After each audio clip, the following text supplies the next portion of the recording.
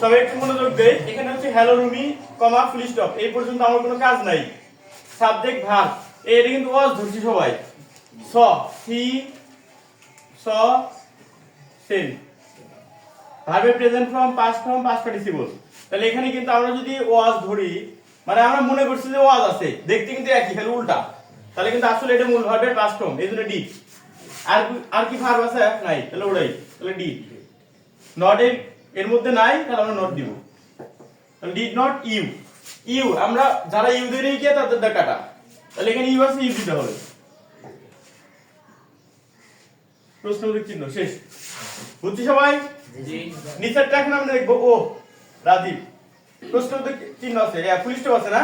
তাহলে এইটুকু কিন্তু কাজ হবে না, সেন্টেন্স শেষ। এটা আমার যেখানে শূন্যস্থান আছে ওই সেন্টেন্সটা কাজ করতে হবে, এইটুকু। তাহলে এখানে ইট আছে, হ্যাজ আছে। হ্যাজ তো 24 এর মধ্যে আছে নাকি? তাহলে হ্যাজ নট, নট কিন্তু এর মধ্যে নাই, তাহলে has not it. Has not it. আচ্ছা, এরপরে একটু খেয়াল করব। ইয়েস, প্রথমে হাউএভার ইয়েস, তারপর হচ্ছে but, as a result, at present থেকে কমা থাকলে এগুলোর কোনো কাজ হবে না। তাহলে এরপরে একটু খেয়াল করি, ইট সাবজেক্ট ভার্ব। আর কিছু আছে? ওইদিকে তাকানোর দরকার নেই আর। তাহলে এখানে সাবজেক্ট ভার্বের সাথে এস আছে, মূল ভার্বের সাথে এস। এর কি 24 এর মধ্যে আছে? 24 এর মধ্যে আছে? নাই। এই 24 এর মধ্যে আছে? তাহলে 24 এর মধ্যে নাই, তার মানে এটা মূল ভার্ব। কি এটা? মূল ভার্বের সাথে এস বা এস থাকলে কি হবে? ডাজ হবে। তাহলে আমরা ডাজ দিব। নট আছে?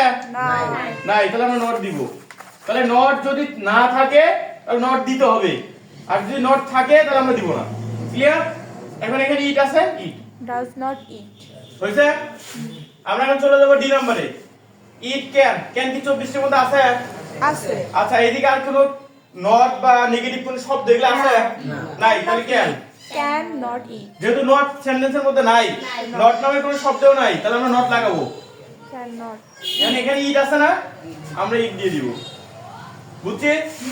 আচ্ছা, আমরা চলে যাব ই নম্বরে। You are right Rumi, everyone must be careful about taking water.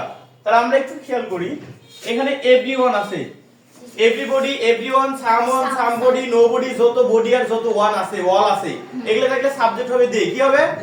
দে হবে সাবজেক্ট। তাহলে আমরা একটু খেয়াল করব, এটার জন্য আমার হবে দে। আর মাস্ট কিন্তু 24 এর মধ্যে আছে, একটু খেয়াল করে দেখো, আছে না?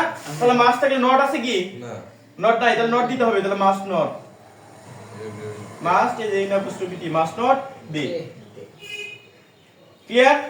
বুঝতে পারছিস? আচ্ছা, না বুঝলে বলবো সবাই।